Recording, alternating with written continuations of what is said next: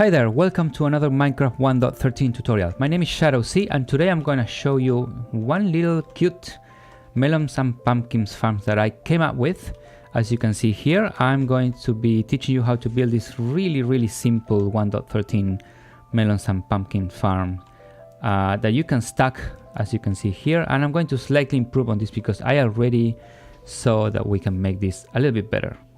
Right, so to start with this farm, I'm gonna keep using this color palette because I really like this. So I'm gonna make a line of on the side here. This can be your floor, this can be a hole that you dig on the ground. I'm gonna go, let me just count the blocks, and I'm going to go like that. So this is 8 blocks, and we're gonna build a big water stream because we want this farm to be as efficient as possible. Now this is not 100% efficient farm. You have to know that this is not going to be the perfect farm. This is going to give us some really good yield over time, so you're going to have to AFK here, but it's not perfect. Now we're gonna build another water stream right here, and you get the idea. Items are gonna flow in here, and then you're going to be able to collect this using maybe a water elevator and then some hoppers and the storage system that we just saw in our last tutorial right there. So I'm not gonna teach you again how to build that. You already know. If you don't, just click on the information box right there. You're gonna be able to do that. Now this is a really simple farm, but it can get your stuff, it can lose some of the items because these pistons are kind of random and you don't really know where the stuff is going to fall, but we don't care about that too much. We're just gonna go ahead and build it. Now where do I want to build this? All right, so the farm is gonna start right here. So I'm gonna leave 1 block gap here on top of the water, and I'm gonna build a 4 block floor, 2 wide, and then I'm going to need 4 of these, and I'm gonna go right now to the other side so you know how I did it. 4 blocks, and then 4 of these. Now we need to enclose this with water because we want to make sure that these things are wet so that we can grow crops on them. So we're gonna go 1 down here, and I didn't think about that, but that shouldn't be a problem. It's not directly touching the water, so you do that, because the 2 middle ones have to be water. So we're gonna do like that, break that one, and so we have our little pool right here. So we put 2 water blocks right here. We use our beautiful diamond hoe. We are going to make the land for this. So I'm going to plant melon seeds on one side and pumpkin seeds on the other one. Now the mechanism, this couldn't be simpler. I'm gonna put 2 more blocks here. You're gonna know why in a second. 2 observers facing this way, like that. Rest on dust, rest on dust, rest on dust, like that. And then 2 regular pistons. Now this is not, crazily efficient. You're gonna have to wait some time for the crops to grow. The melons or pumpkins are going to grow directly into these 2 blocks. Those are the only 2 blocks where they can grow.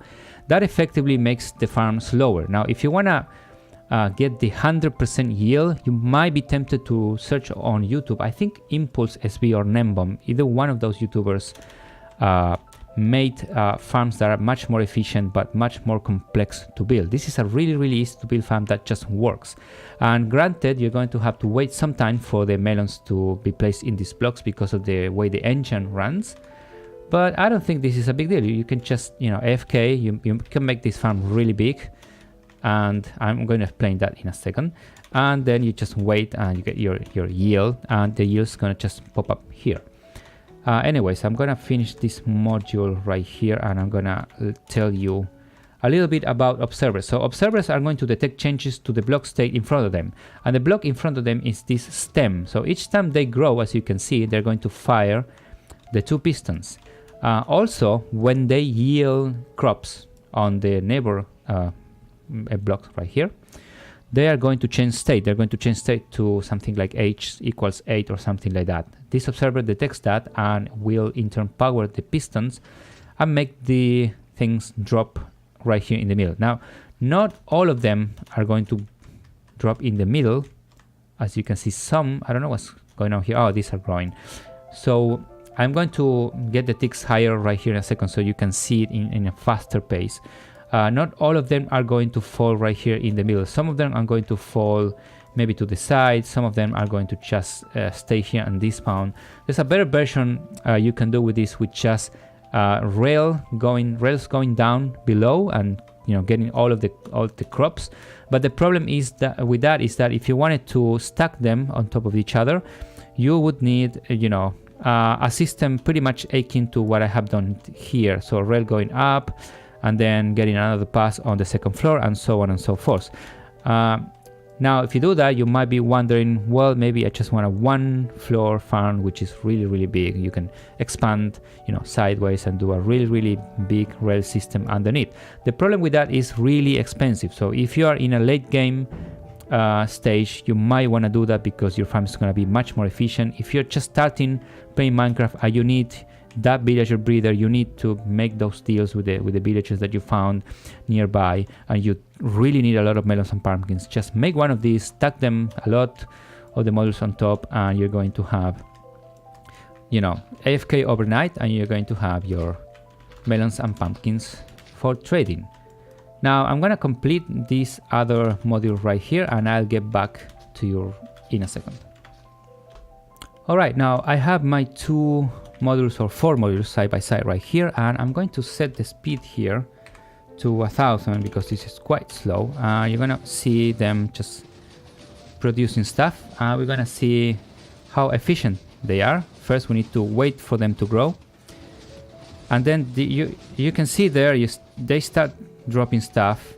Now granted, this is going too fast, so some of the items that are staying there, they don't despawn, and they're being pushed again. So that's probably something you want to consider. Maybe you want to do a clock every 3 minutes. You just do that with a clock. That might be more efficient. But as you can see here, you're having some blocks, some inefficient here in the farm. So this might be picked up with a cart somewhere, or you might just don't care. But if we go right here and we check the yield, you can see we're getting pretty much a lot. Like if I go here, we have 3 stacks of melons and pumpkin stack. Granted, this is like 800 times faster, but I'm pretty much confident that if you stay here overnight, 8 hours AFKing, this will get your crops for you. And if you want even more stuff, I'm gonna put this back to 6. At this pace, these blocks are going to despawn before you can push them again. So that's one inefficient on this farm, but you can make this much bigger. And we do this right now. So for the second floor, you need to know where to start, and this is going to be the bottom of each of the pools because the pistons are right on top of the water. So now we're going to surround this with blocks. I'm gonna do one of them for you, and then you get the 4 dirt right here. You get the water, and then you're good to go. So put the observers here, the dust blocks, dust, and the pistons there, and you plow the land and you put your melons, and that's just about it. So I'm gonna get back to you with a little bit more of these modules. And you can see here the 4 modules I did. Well, these are 8 modules, one beside each other and on top of each other, so 16 modules in total, and it's looking quite beautiful actually. Even if this is far from perfect and far from 100% efficient, it's a beautiful farm. You can build a pretty nice building around it. You can make it even longer if you know how to deal with water streams in a better fashion. So I'm gonna pick up these items which were generated while I was building this, and I'm gonna put again speed to maybe, I don't know, 1000, and we'll see how this produces. So you might use bone meal to make the stems be fully grown before you start AFKing on this farm, because that's going to waste a little bit of your time. And as you can see, the melon is a little bit more efficient than the pumpkins. I have no idea why. It might be because daybreak. And another problem with this farm, as you can see, you might want to space them outwards 1 block, because some of the melons are actually being pushed to the other side of the farm, and if you space them out a little bit, you might get more of that yield that we're losing right there. But you get the idea. This is producing some interesting amount of melon. Just remember, this 1 block gap here is just not enough. You need to make them full a little bit more apart. Leave 3 blocks in the middle so that the water stream can efficiently, you know, get all of that. And you're gonna be good to go. And now we're gonna go back to 6 ticks per whatever, and gonna see what we have here. So let's actually remove everything from our inventory and hop down here, and you can see the results. So not a lot of pumpkins, but granted, I think the melons give you 8 per block, so that's actually more pumpkins than melons. If you divide this by 8, you're gonna notice that, yeah, twice as many pumpkins. So that's our melons and pumpkins farm, the one design that I came up with. This is obviously the same principle that everybody uses. It has a lot of ways, so granted you might want to just come in here and grab everything that you're missing, but this is gonna do for some decent early level farm. And you can see this is actually yielding at 6 ticks per second random tick speed, so that's not too bad. You can see there's some stuff falling down already, so this might not be as bad as it looks, you know, in the first place. So anyways, if you like this tutorial, leave a like, comment, or subscribe to my channel for some more Minecraft tutorials. Check my survival series. I'm gonna leave a link in the description, or maybe in the end screen right there.